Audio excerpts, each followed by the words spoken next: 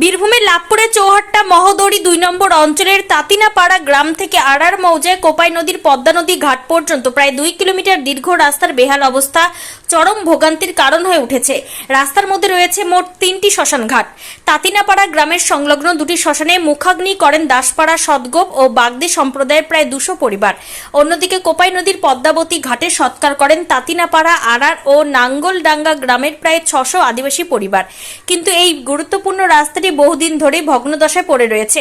বর্ষাকালে এক হাঁটু কাদা ও আগাছা জঙ্গলে ভরা এই রাস্তা দিয়ে মৃতদেহ বহন করে নিয়ে যেতে হচ্ছে শ্মশান পর্যন্ত।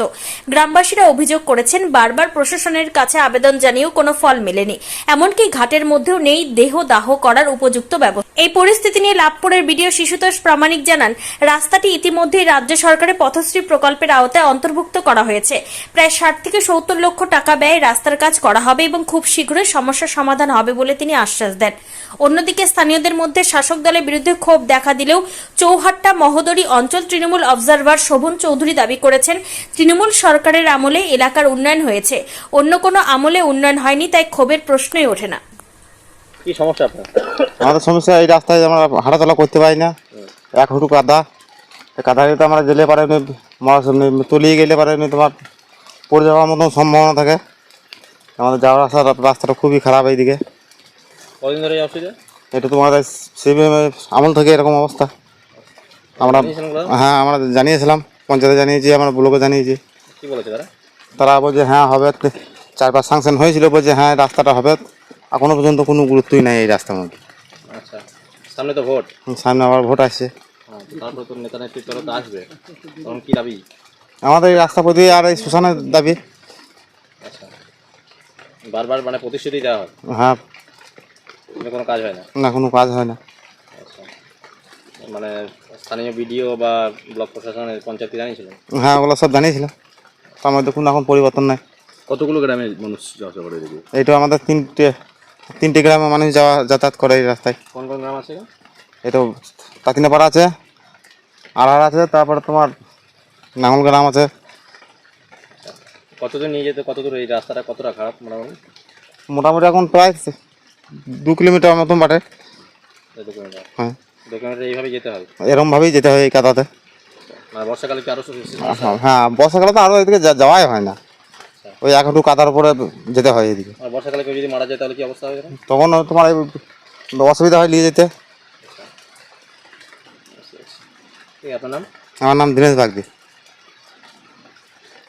CM2 তাতিনাপাড়া থেকে কোপাই নদী পদ্মাবতী ঘাট যাওয়ার শ্মশান যাওয়ার যে রাস্তা, সেই রাস্তার অবস্থা দীর্ঘদিন ধরে বেহাল এবং বারবার নাকি প্রশাসনকে জানিয়ে কোনো সুরা হয়। ওই রাস্তাটির ব্যাপারে আমরা অনেক দিন থেকেই চেষ্টা করছি এবং শুধু পথশ্রী প্রকল্পে নয়, আমি RIDA প্রকল্পেও রাস্তাটা দিয়েছি। এখন অলরেডি স্যাংশন না হওয়া পর্যন্ত করা যাচ্ছে না। ইতিমধ্যেই ছোটোখাটো রাস্তা যা আছে CM2 এ সেরকম কোথাও পড়ে নাই। ওই হরডাঙ্গা টু তাতিনাপাড়া, তার সঙ্গে আর 2-1টা রাস্তা পড়ে আছে। টোটালটাই পথশ্রী প্রকল্পে দেওয়া আছে এবং তার এস্টিমেট ভেটিং সব কিছু হয়েছে। টোটাল লিস্ট আমার লাভপুর ব্লকে 44 থেকে 45টা, তার মধ্যে CM2 এর রাস্তাটি ঢুকে আছে। অতএব যত তাড়াতাড়ি ফান্ড দেবে আমরা তত তাড়াতাড়ি কাজটাকে সম্পূর্ণ করে দিতে পারবো, এ নিয়ে কোনো অবকাশ নাই।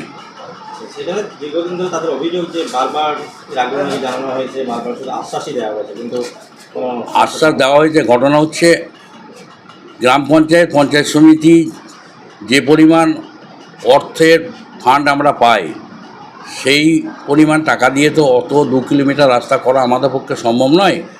এগুলো আমাদের বিভিন্ন দপ্তরে পাঠাইতে হয়, সে RIDF হোক, SRDA হোক, জেলা পরিষদ হোক বা পথশ্রী হোক। আমরা সেইভাবে পথশ্রী এবং RIDF-এর দুটো জায়গাতেই আমার পাঠানো আছে, কিন্তু পথশ্রী প্রকল্পে আমার যে 44টি লিস্ট আপাতত আমাদের কাছে এসেছে, তাতে এই রাস্তাটি অন্তর্ভুক্তি হয়ে আছে। গ্রামবাসীদের একটা অভিযোগ আসছে যে স্থানীয় যে তৃণমূল নেতৃত্ব, গ্রামের যে তৃণমূল নেতৃত্ব, তাদের উপর একটা ক্ষোভ দেখা যাচ্ছে।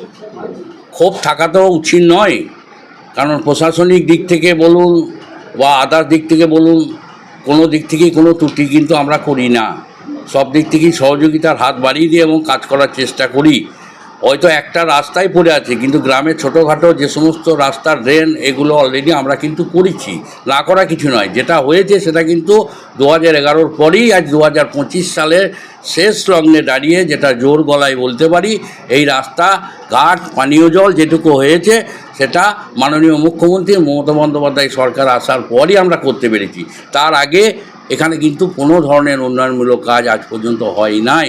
এটা বা মধ্যস্থিত এলাকা ছিল, তারা দীর্ঘদিন ধরে রাজত্ব করেছে, কিন্তু এই ধরনের কোনো কাজ করে নাই। বলতে পারে মানুষ চাওয়া পাওয়া থাকতেই পারে, কিন্তু কাজ করি নাই বা করা হয় নাই, এটা আমরা মান্যতা দিতে পারবো না। প্রচুর কাজ করা হয়েছে এই অঞ্চলে। CM2-র আন্ডারে তাঁতিনাপাড়া থেকে যে শ্মশান যাওয়ার যে রাস্তা, অর্থাৎ পদ্মবতী ঘাটের যে রাস্তা, সেই রাস্তার অবস্থা গ্রামবাসীদের অভিযোগ যে দীর্ঘদিন ধরে বেহাল অবস্থা, কোনো মেরামতি নেই এবং খুবই তাদের অবস্থার সমস্যা। কী বলবেন? আমরা বিষয়টা জানি যে চৌহট্টা মহোদরী 2 গ্রাম পঞ্চায়েতের অধীনে তাঁতিনাপাড়া থেকে যে পদ্মাবতীর ঘাট পর্যন্ত প্রায় 1.5 থেকে 2 কিলোমিটার রাস্তাটা অনেক দিন ধরেই খারাপ আছে। তো আমরা সেটা পথশ্রী প্রকল্পের আন্ডারে অলরেডি সেই স্কিমটাকে অন্তর্ভুক্ত করেছি এবং স্টেট লেভেলে অলরেডি পাঠানো আছে। স্টেট লেভেল কর্তৃপক্ষ থেকে যদি অ্যাপ্রুভাল হয়ে যায় তাহলে এই কাজটা আমরা দ্রুততার সঙ্গে সুসম্পন্ন করে দিতে পারবো, যাতে সাধারণ মানুষের চলাচলের ক্ষেত্রে কোনো অসুবিধা না হয়। কত টাকার এইটা প্রায় 65 থেকে 70 লক্ষ টাকার এস্টিমেট আছে। সেইটা অ্যাপ্রুভাল হলে আমরা টেন্ডার। বীরভূমে লাভপুর থেকে কার্তিক ভান্ডারীর রিপোর্ট, তারাপীঠ টিভি।